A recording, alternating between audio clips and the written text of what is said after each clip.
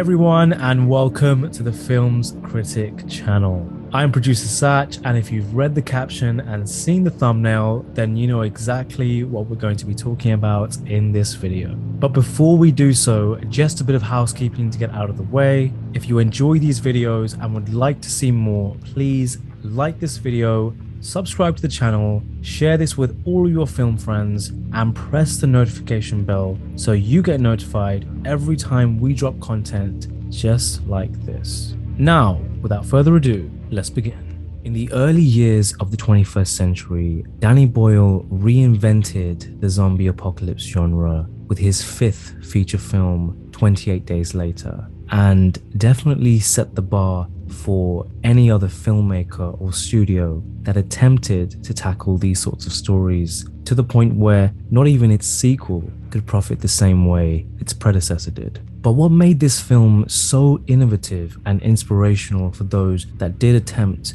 this popular topic was the way in which so many that came after it grasped onto a single notion that Boyle embedded into 28 Days Later. And that is, he simply told a story that focused on the human characters that just so happened to be in the midst of a post-apocalyptic world. And these films and shows did take on and add their own paths and flavors, respectively showing numerous examples of our planet portrayed in a dark and bleak manner. However, there was one film in particular that not only took inspiration from Boyle's fast-running, infected, and character-driven drama, but also took an entirely different route in presenting a world where humanity had fallen to the rise of zombies, or in this case, the rise of humanity infected with a virus. And this film points out this very disease in one of the most subtlest opening acts in any big budget feature of the 2000s.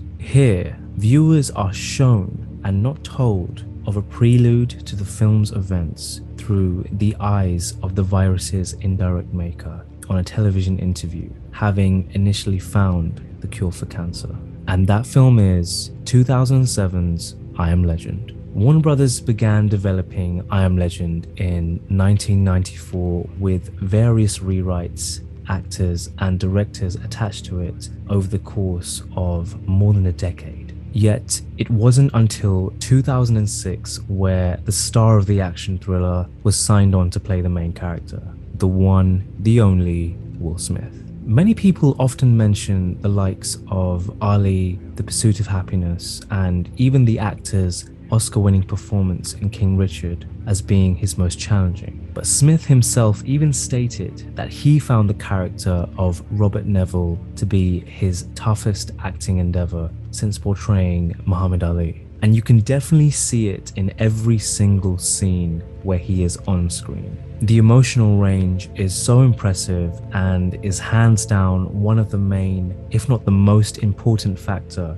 in the film's success. Smith also stated that he took on I Am Legend due to the possibility of the film having both crowd-pleasing moments as well as artistic value, similar to films such as Gladiator and Castaway. And just like those films that took advantage of their locations, which very much became characters in their respective stories, I Am Legend did the same thing with its location, but more specifically, its size and scale. The fact of the matter is, I Am Legend is the biggest post-apocalyptic film of all time, and not just in terms of its numbers at the box office and its subsequent home media sales, but also in terms of how vast it is in its portrayal of the city that never sleeps, which in incredible detail does end up going to sleep.